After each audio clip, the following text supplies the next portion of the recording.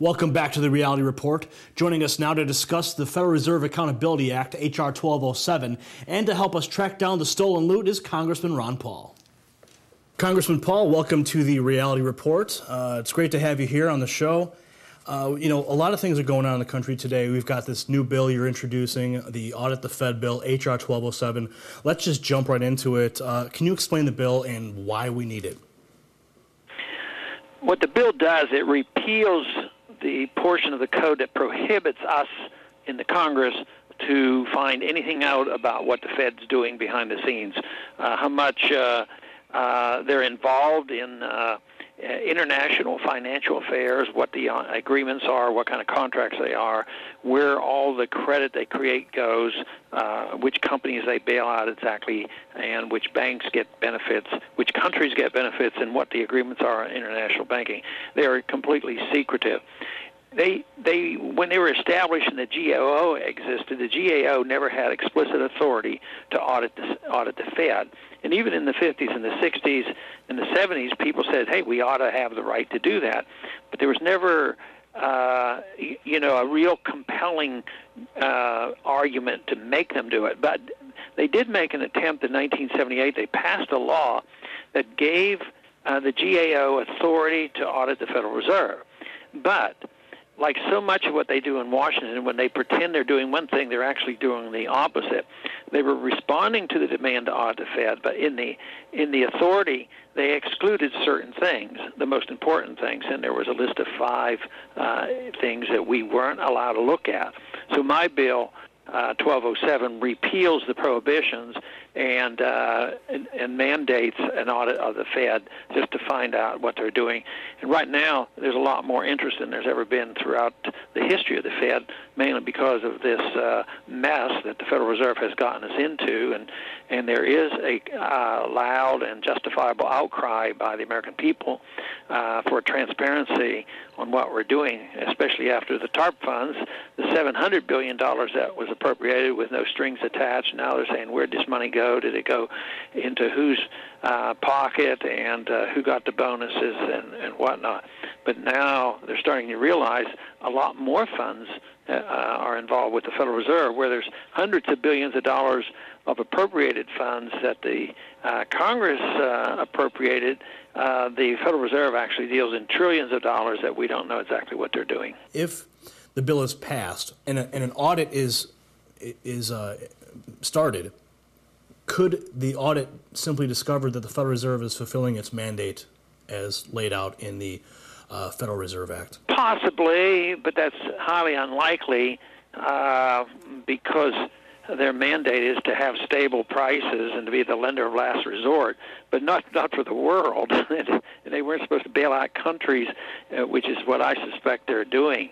That might be the argument they'll use, and like so much of what they do, most of the people in Washington, whether it's in the judicial, executive branch or legislative branch, they never feel like they're not fulfilling the mandate of the Constitution. They just have a little different interpretation. Right. So they've stretched it already on the information we do know about the Fed on what they can do.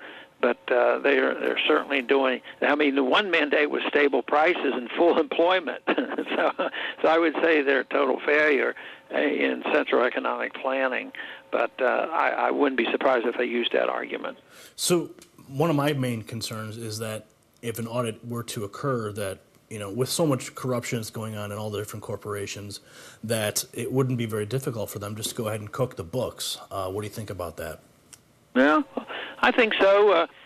We do call periodically, for these investigations.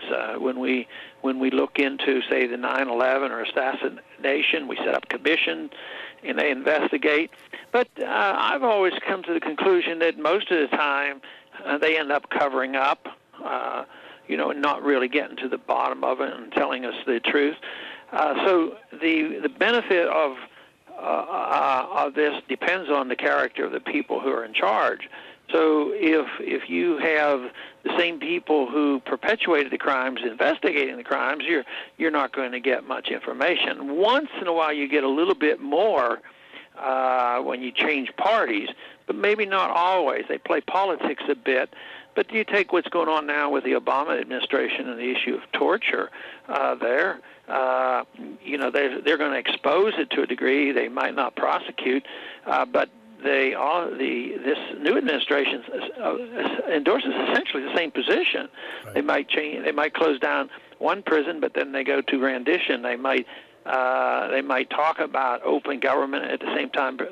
They go to court and defend the power of the executive branch to have state secrets.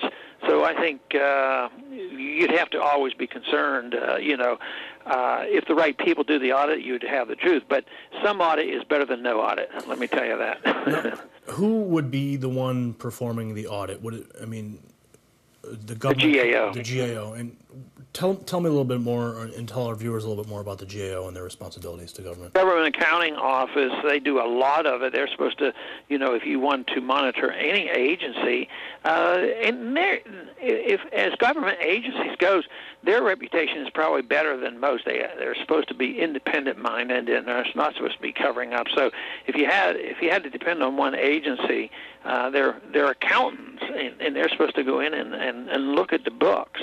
So it shouldn't be automatically written off, but like you suggest, there's always a chance somebody is going to do exactly that.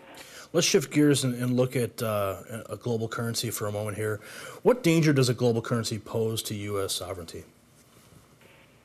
Well, it removes it one more step. We've lost a lot already, as early as the early 1950s. Going into war in Korea, it was done under a UN resolution, and that was an undermining of our national sovereignty. But ever since we've had the United Nations, we had a World Bank where we just give money to the World Bank, and then they spend that money for all kinds of reasons. You have the IMF, which manipulated currencies for a long time and tried to have a world currency even back when Bretton Woods was started with these special drawing rights. And then more recently, probably 10 years now, they've had the WTO, the World Trade Organization, is just international regulations.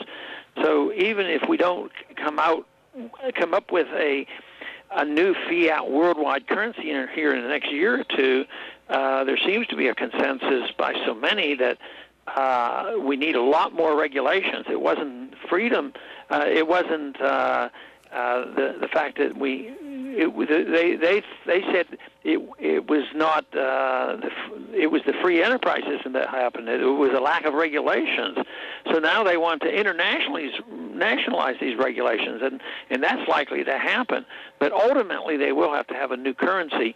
But if it's a new worldwide fiat currency, the only way it's going to work is by forcing people to use it, and when they do that, then it has no value. Then it's like living in the Soviet system, and then there's an underground economy. But I think they're working on that, and they're talking about it. They're talking about reviving this notion of a special drawing rights and calling it money, but that's just a worldwide fiat currency, and the people who get to control that bank, control the whole situation. You control the money, you can control just about anything you want. And right now it's the Federal Reserve that controls a lot more of the money and the economy than does the Congress. As powerful as the Congress and the executive branch is, the Federal Reserve has a lot more power behind the scenes.